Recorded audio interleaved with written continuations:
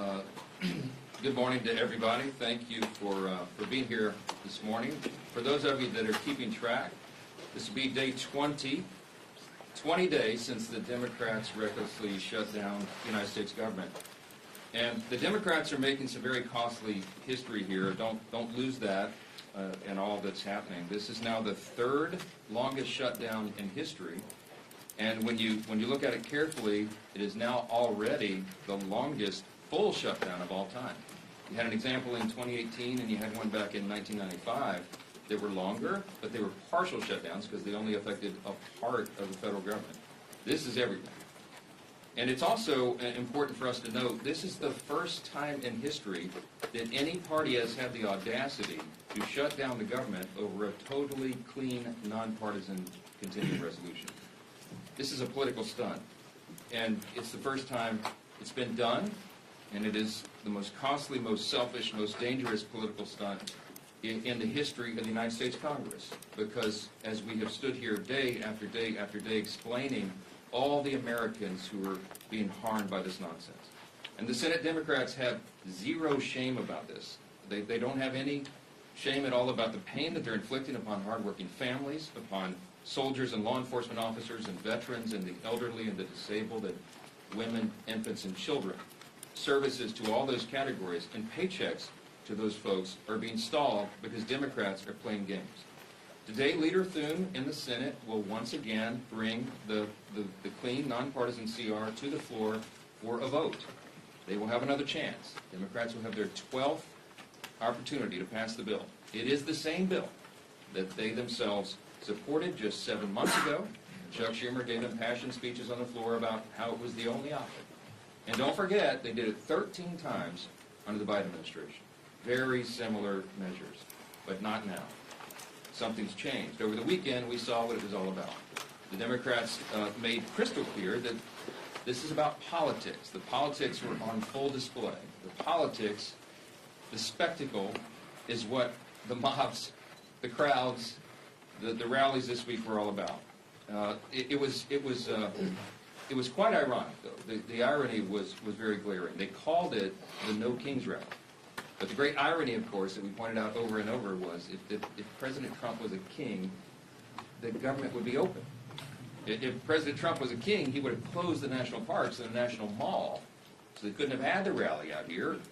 By the way, that's what President Obama did during the shutdown in 2013, closed all the parks and the National Mall.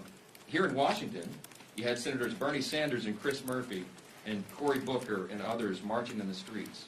Now, these are the same senators who voted over and over to shut down the legislative branch and hand the reins to President Trump. They're decrying the situation that they themselves created. This has always been about the spectacle. Chuck Schumer himself joined the spectacle in New York City. And it's interesting to note his activities there. He was standing side by side some of the most radical groups that maybe ever assembled on U.S. soil. They openly advertised as co-sponsors of the event in New York City the Communist Party USA, the Democrat Socialist of America, the Freedom Socialist Party, the Young Communist League of New York, many others. Do we need any further evidence? They're not hiding this. They're out in the open. They're not shy about it, because this is the core constituency of the modern Democratic Party. These are objective facts. Look at what's happening. Open your eyes. It is exactly why Chuck Schumer is pandering in this whole charade. We've explained from the very beginning, this shutdown is about one thing and one thing alone: Chuck Schumer's political survival. Now, I noted on Friday the lead organizer of the rallies this weekend issued an open threat to Democrats. Quote, "The cavalry is coming in on October 18th, and they're either going to be celebrating with you, or they're going to be calling for new leadership." Now that's a direct threat to Chuck Schumer, and he heard the message. So did Hakeem Jeffries in the House. And that's why neither of them were here doing their jobs. Instead, they were out in New York and California. They were catering to the same radical base that is just days away from electing an open Marxist as mayor of New York City. And now that Chuck Schumer has had his spectacle, he's had his big protest against America, this is our plea. We're asking, and I think everybody in this room and everybody watching, listening to our voices this morning should be hoping that he is finally now ready to go to work and end this shutdown and stop inflicting pain on the American people. Republicans have been working. We are ready. We've been doing this. It's been over a month now. We passed a responsible short-term solution to keep the government open while we just simply finish our work to fund the government openly and transparently, and Republicans are completely united on that front. On the other side, Democrats can't even agree amongst themselves. You've got different subgroups among them. You've got a few reasonable Democrats who know shutdowns hurt the people, and they've already voted for our bill. They want to keep the government open. Then you've got others desperate to prop up the failures of Obamacare with no reforms whatsoever to make the program more affordable. That's what we're fighting for. And you've got AOC calling for her own negotiations on live TV, and you've got Chuck Schumer and Hakeem Jeffries still unable to articulate what it is they need to reopen the government. It illustrates the point once again. This was never about a solution. It was about creating an issue. Now that Democrats have had their protests and publicity stunts, I just pray that they come to their senses and end this shutdown and reopen the government this week. Republicans are waiting. The American people are waiting. And we are ready to act. As evidence of just how united Republicans are in this fight, I've asked two of our prominent leaders in the House Republican Conference. I've got House Freedom Caucus Chairman Andy Harris. Dr. Harris is also an appropriator. And House Freedom Caucus Policy Chair Chip Roy of Texas. I'll turn it over to Dr. Harris first. Thank you very much, Mr. Speaker. Earlier this month, the House Freedom Caucus made history by hosting our first press call held with the Speaker. And today we're doing it again, standing shoulder to shoulder at a full leadership press conference as part of the united Republican front against this Democrat-led shutdown. On the Sunday morning shows yesterday, the Democrats tried once again, unconvincingly, to say that they are not to be blamed for the shutdown. But the reason that the government remains shut down is becoming crystal clear to Americans. It's because Senate Democrats have chosen to pander to their radical base instead of doing their job for the American people.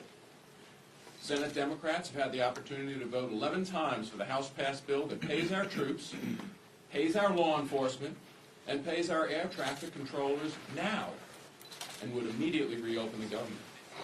Instead, they've sided with the same radical activists who filled the streets this weekend chanting "No Kings" at rallies backed by the Communist Party USA and socialists, the same people who claim to hate power while demanding more control over your life. The question before us now is simple. Will at least 5 Senate Democrats relent and break from their party's left-wing fringe and vote to reopen the government today? Let's also be honest about what the Democrats are really fighting for. They're demanding taxpayer-funded health care for illegal immigrants. They want to eliminate work requirements for welfare for able-bodied adults who could work but choose not to. And they're defending hundreds of billions of dollars in continued corporate welfare for big, profitable health insurance companies that have already made a fortune off Obamacare with the Biden bonuses the Democrats scheduled to expire at the end of this year. House Republicans have already done their job. The only thing standing between America and a reopened government is a handful of Senate Democrats too afraid of their activist base to do the right thing. But it's time for those 5 Senate Democrats to show some courage, stand against their leadership, but with hard-working Americans, and vote to reopen the government. I want to close by thanking Speaker Johnson for his leadership in standing firm against the radical left's unreasonable demands and for standing